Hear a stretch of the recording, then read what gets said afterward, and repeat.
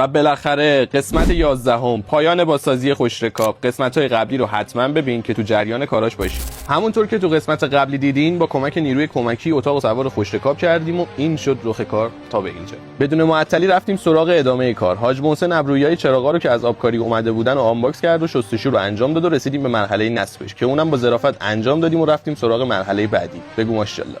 برای اینکه از پیچ استفاده نکنیم و تابلو صدمه نبینه براش یه چارچوب آهنی ساختیم و از اون مهمتر به خاطر اینکه چارچوب زنگ نزنه و کتیبه رو خراب نکنه رنگش کردیم و اون بالا روی تاج نصبش کردیم. پرداختن به جزئیاتی که یه اثر هنری رو تکمیل میکنه. ما هم همین کارو کردیم. از آبکاری اومده بودن. پایه اسبای روی کاپوتو میگن. با دقت فراوون پایه و اسبا رو روی کاپوت سوار کردیم و با باز کردن جلو پنجره و نصب لوگوی داف که اونم از آبکاری اومده بود تکمیلش کردیم.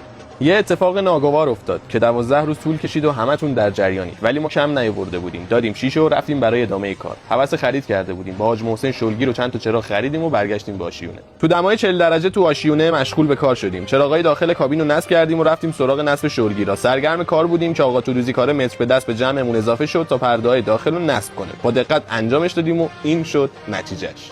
اما همچنان اون پشت پروسه نصب شلگیرا ادامه داشت و حاج محسن بعد از نصب شلگیرا با پیچ استیل متر رو دست گرفت و 2 تا لوگوی خوشگل داف و وسط شلگیرا نصب کرد. فردای اون روز اما با انجام یه مأموریت خیلی مهم شروع شد. خرم‌آباد 92. اما این بار با زیر پلاکی استیل که خیلی هم سخت پیدا می‌شد، پلاکا رو با وسواس بسیار رو ماشین نصب کردیم که برسیم به مرحله خوشگلاسیون. آقا اسماعیل و تیمش ظاهر شدن. بچهای خوب ریکاوری کار مشغول به کار شدیم و اول از همه گرد و خاک کابین و اتاق رو با دقت تکوندیم و شروع کردیم به سنباده زدن کابین.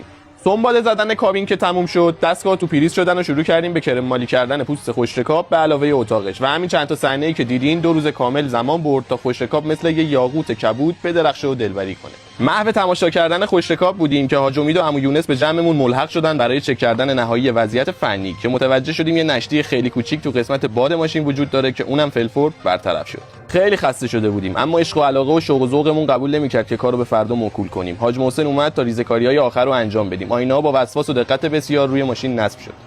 حوالی 12 شب رفتیم سراغ سیستم هواکش. لوله‌های هواکش هم با کمک گریس جا زدیم و رفتیم سراغ مرحله بعدی. نردبونایی که از قبل خریده بودیم و رنگشون کرده بودیم. نصب شد تا روز موعود فرا رسید.